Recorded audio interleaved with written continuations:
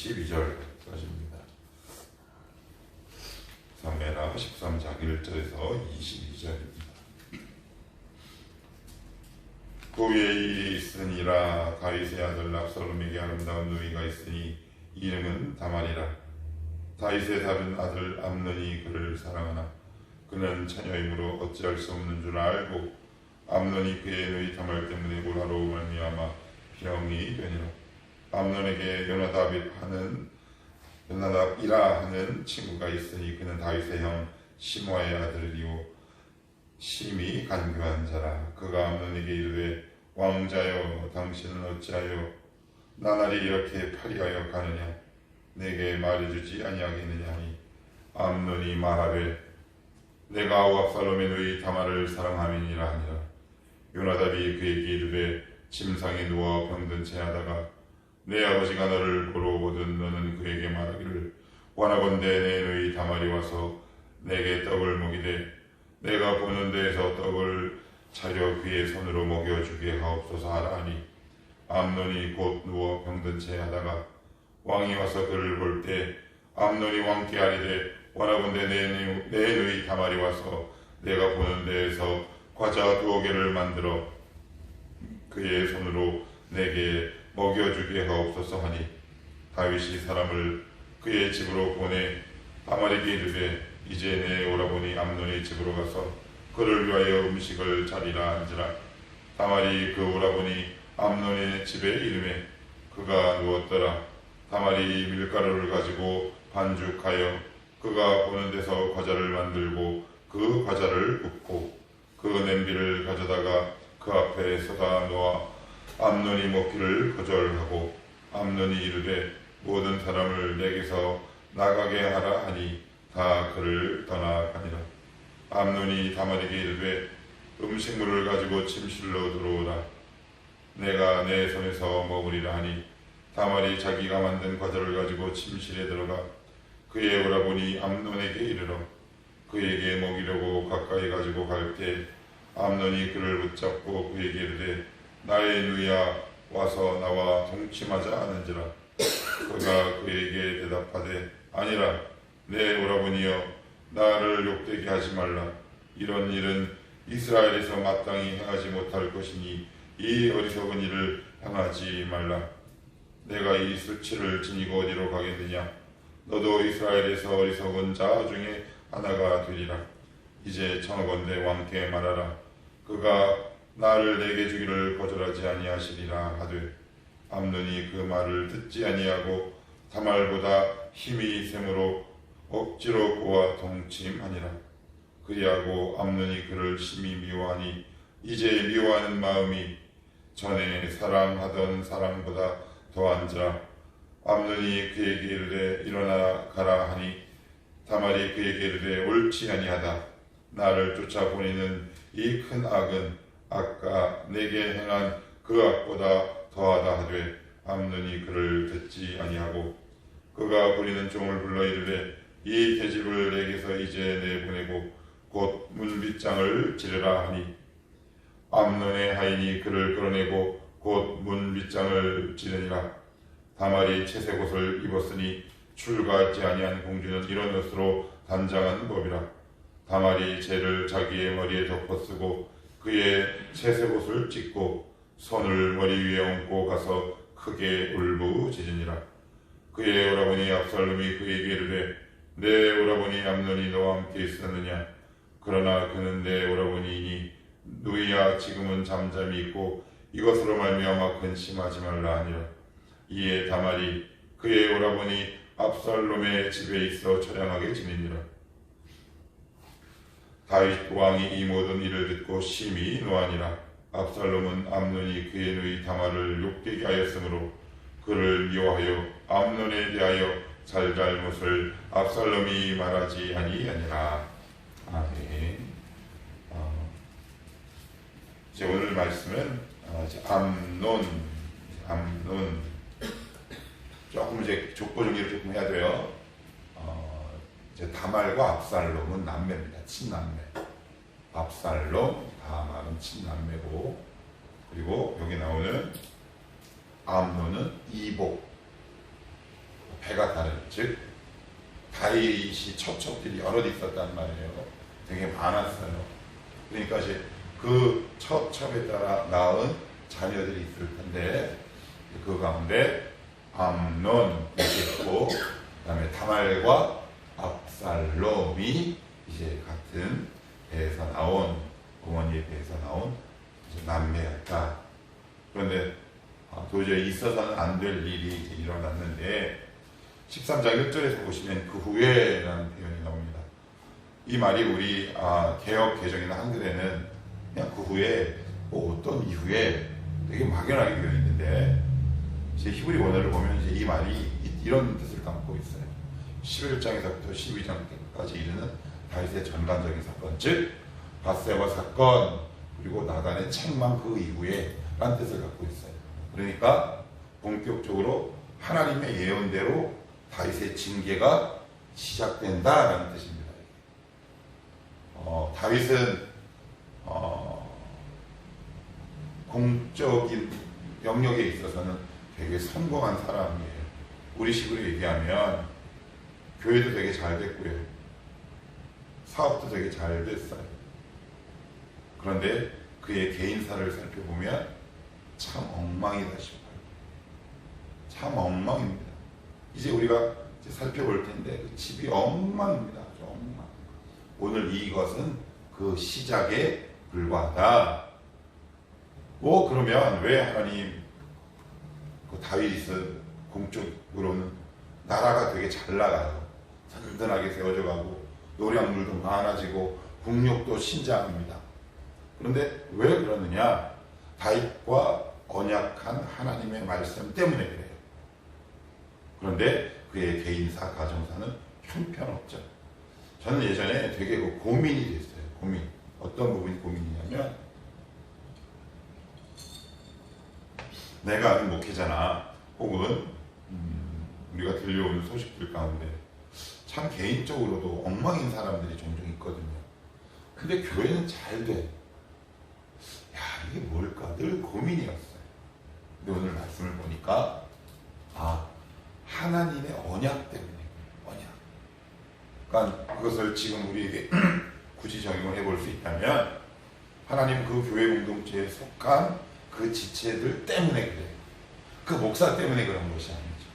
그래서 목회자가 되게 한편으로는 위험한 직업이기도 해요. 왜냐하면 속을 수 있거든요. 야, 이거 봐라. 내가 설교하니까 막 뒤비지네. 속는 거. 공적인 영역에서는 하나님이 다윗에게 허락하신 언약 때문에 이뤄가시는 거예요. 다윗의 잘난 부분 때문에 이뤄가시는 게 아니라. 그런데 그의 개인사는 어때요?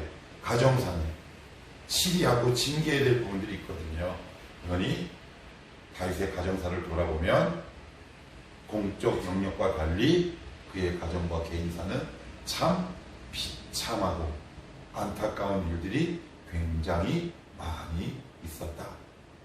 그래서 그리스도인들이 참 한편으로 보면 어렵고 한편으로 보면 긴장과 균형이라는 이 두 가지 단어를 다 갖고 있어야 될 이유가 뭐냐면, 그러니까 우리는 공적 영역에서도 잘해야 하고, 또한 집에 가서도 건강한 아버지요, 아내요, 남편이요, 자녀로서의 역할들이 각자에게 있는 거죠. 그런데 다윗은 아버지로서의 역할은 젬병이었어요. 뒤에 이제 계속 나옵니다. 자녀 양육, 훈육, 징계 이런 면에 있어서 다윗은 제대로 그의 할 일을 감당하지 못했다. 그렇지만 중요한 건 다윗의 공적 영역, 즉 다윗 왕조는 그의 왕가는 하나님께서 뭐라고 약속하셨어요? 너의 왕위가 영원히 이어지게 하겠다 라는 주인과 맺은 언약 때문에 다윗 왕가는 든든했지만 그의 가정사와 개인사는 굉장히 불행했고 아픈 부분이 많았다. 그리고 13장에서부터 18장까지가 뭐냐면 다윗의 징계 사건이에요. 굉장히 길죠. 3, 4, 5, 6, 7, 8 12장의 나단의 징계까지 포함하면 거의 8장에 이를 정도로 다윗의 징계 사건이 굉장히 세부적으로 이제 나와 있다. 이렇게 이제 보시면 좋을 것 같고요. 자, 우리 1절은 같이 한번 읽어볼까요? 1절입니다. 자, 시작. 그 후에 이 일이 있으니라. 다윗의 아들 압살롬에게 아름다운 누이가 있으니 이름은 다말이라. 다윗의 아들 암논이 그를 사랑하나. 그래. 사랑하나. 자, 사랑하나. 자, 4절 후반절에도 보면 이런 표현이 나와요. 내가 압살롬의 누이 다말을 사랑한다 라고 되어 있어요. 사랑한다 라고 되어 있습니다. 되게 좋아했던 것 같습니다. 근데 말도 안 되는 이야기죠. 말도 안 되는 이야기. 레위기에 보면 하나님은 이 근친에 관해서 굉장히 엄하게 다루거든요. 그러니까 굳이 성경까지 가지 않아도 인간의 세계에서 일어날 수 없는 일들이 다윗 세계에 일어납니다. 다윗이 아마 이것을 나중에 보면 깜짝 놀랐을 것 같아요. 내 안에 있는 모습이 내 새끼 안에 있네. 이게 이제 인간의 연약한 이렇게 보니까 이것만큼은 좀 안 닮았으면 좋겠는데 그런 일이 없잖아요. 그죠? 그냥 이상하게 비슷하게 나의 연약한 모습이 우리 자녀에게 이어지는 모습 보면 참 안타까워요. 근데 오늘은 우리가 그 부분을 다루는 게 아니기 때문에 나중에 한번 다뤄보기로 하고요. 이 암논과 다말의 관계, 특별히 이 암논이 다말을 사랑했던 건 되게 이기적인 거예요. 폭력적인 거예요. 그리고 생물학적으로도 건강하지 않은 거죠. 분명히 사랑이라는 단어를 사용하고 있지만 그는 이기적인 사랑을 하고 있었어요. 폭력적인 사랑을 하고 있었어요. 사랑이라는 명목으로 우리는 얼마든지 누군가에게 폭력을 행사할 수 있는 것 같아요. 성경에서 말하고 있는 사랑과 너무 다르죠. 분명히 나는 저 사람을 사랑하고 있는데 왜 저 사람이 나 때문에 고통을 당해야 하나? 나는 분명히 우리 부모를 사랑하고 있고 나는 분명히 내 아들, 딸들을 사랑하고 있는데 사랑의 이름으로 다가가면 다가갈수록 왜 그에게 나의 사랑이 이렇게 부담과 폭력적이 될까? 근데 잘 모르더라고요. 저를 비롯해서 대부분의 경우 사람들이 잘 모르는 경우가 많다. 자기 객관화가 결여되기 때문에 그렇기 때문이겠죠. 아무튼 내가 하고 있는 사랑이 과연 성경의 지지를 받고 있는가? 그런데 고린도전서 13장에 보시면 이런 말씀이 나와요. 사랑은 언제나 오래 참고. 이거는 번역이 조금 약하고요. 영어 성경 번역이 그나마 헬라어 원어에 되게 가까워요. 이렇게 번역이 되어 있어요. long suffering, 오랜 고통. 오랜 고통. 누가 고통당한대요? 제가요? 아니면 내가요? 내가요. 진짜 사랑은 내가 아파요. 가짜 사랑은 제가 아프고요. 한번 점검해 볼 수 있으면 좋을 것 같아요. 우리가 자녀 사랑하잖아요. 그런데 거의 대부분 누가 가슴이 더 아파요? 부모가 훨씬 아픕니다. 자녀와 비교할 수 없어요. 견줄 수 없습니다. 하나님이 우리랑 사랑의 관계를 맺어가실 때 하나님이 훨씬 더 아파요. 하나님이 오랜 고통이 있으세요. long suffering. 어제 말씀을 묵상하다가 이런 생각이 들더라고요. 여러분 누군가를 사랑해서 기도하시잖아요. 하나님 누구 변하게 해주십시오. 그래서 되게 아파요. 근데 하나님이 응답하시지 않지요? 아니에요. 응답 이미 하셨더라고요. 내가 그 사람 때문에 아프면 이미 내 안에 사랑의 역사와 응답이 시작되는 거예요. 그리스도의 심장이 아니면 누군가 때문에 내가 아플 수 없지. 그래서 내가 누군가를 위해서 정말 기도하는데 내가 지금 그 사람 때문에 아프다면 이미 하나님은 내 안에 역사를 시작한 것이다. 여러분들이 자연인으로서 누군가를 위해 아파하며 기도할 수 있겠습니까? 이미 내 안에 고통이 시작됐다는 건 하나님의 응답과 역사가 시작됐다라고 믿어도 좋습니다. 하나님 감사합니다. 근데 우리는 되게 쉽게 이렇게 생각하더라고요. 하나님 누군가를 변화시켜 주시옵소서. 그럼 그 사람이 획가닥하고 이렇게 변하는 거. 그런 일은 거의 일어나지 않아요. 근데 하나님은 늘 내 가운데 고통으로부터 당신의 응답과 역사를 시작하시더라고요. 내가 누군가를 위해서 기도하면 하나님은 나의 기도를 통해 누군가를 변화시키기도 하지만 오히려 나의 기도를 통해 나를 변화시키는 일을 먼저 하기도 하세요. 어떤 일을 통해? long suffering을 통해. 내가 너무 아픈 거죠. 그러면서 하나님에 대해 생각하게 되고 주님의 마음에 대해서 생각하게 돼요. 그러므로 인해 나의 인격과 심성과 성정이 주님의 성품에 좀 더 가깝게 나를 먼저 변화시키는 경우도 굉장히 많다. 요약하면 하나님, 우리 아빠를, 우리 엄마를, 내 자녀를, 우리의 배우자를 변화시켜 주시옵소서. 만약에 내가 그 기도 제목으로 기도하고 있는데 내가 너무 아파요. 내 뜻대로 되지 않아서. 그런데 이미 그것은 하나님의 역사가 시작된 거예요. 그것으로 인해 눈물이 나신다면 이미 하나님의 역사와 응답은 내 안에서부터 출발하고 시작된 거다. 그래서 지금 우리의 눈에 보이는 물리적 변화만을 보는 것이 아니라 내 안에서 그 사람을 위해서 기도할 때 어떤 역사가 일어나는지 볼 수 있어야 되겠다. 그렇지 않으면 우리는 이 기도가 늘 원망과 불평밖에 일어나지 않는다. 사랑은 long suffering, 오랜 고통. 사람은 근데 좀 이거 맥락과 연결해 생각을 해보는데 왜 long suffering일까? 그냥 suffering도 아니고. 근데 금방 알겠더라고요. 이 목사도 금방 안 변했어요. 사람은 금방 안 변합니다. 이게 무슨 말일까요? long suffering. 하나님도 우리를 향해 오랜 기간 고통당하시고 인내하셨다라는 뜻입니다. 하나님 우리 안에 들어와가지고 갑자기 우리를 개조하지 않으세요. 우리의 심장을 뚝 떼어놓고 갑자기 그리스도의 심장을 탁 달지 않으세요. 오랜 기간 숙성하게 하시고 그를 기다리시고 때로는 그를 잠시 놔주기도 하시며 전인격적이고 포괄적으로 한 영혼을 변화시키시고 성숙시키시더라고요. 그래서 뭐가 필요하다? long suffering이 필요하다. 그래서 언제 한번 누군가 대화를 하는데 이런 이야기를 하더라고요. 토기장이의 비유를 하는데 토기장이도 토기를 빚을 때 손을 다친다.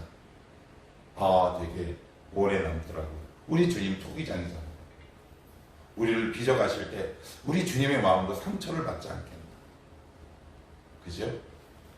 근데 우리는 참 이기적이에요. 아니, 우리라고 하기보다는 저는 제가 힘든 것만 생각하는 것 같아요. 우리 주님도 상처받지 않으실까. 둘째 아들 나간 그 아버지, 탕자의 아버지도 그 오랜 기간 long suffering 하지 않으셨을까.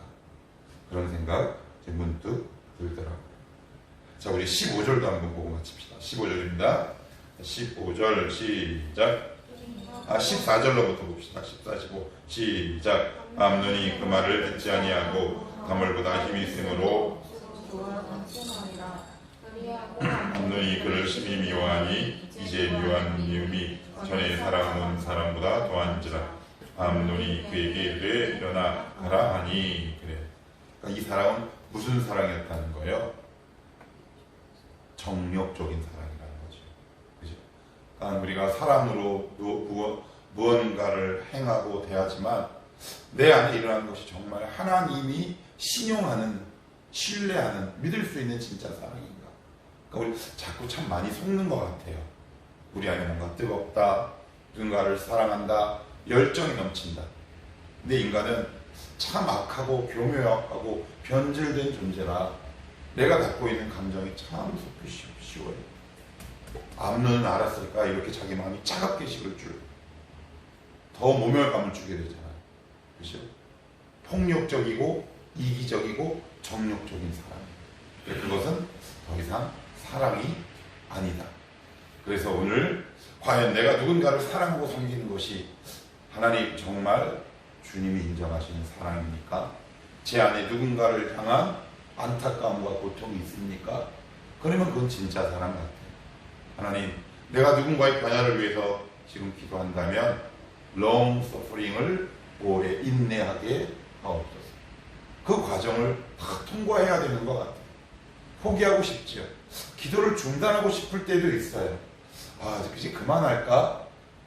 그런 유혹을 가장 많이 받는 게 사실 목사가 그러면 안 되는데, 목사가 참 그런 유혹을 좀 많이 받아요. 막 열심히 해요. 그런데 제 뜻대로 잘 진척이 이루어지지 않으면 아닌가? 근데 뭐 그럴 때마다 저를 보게 하시더라고요. 너도 오래 걸렸어.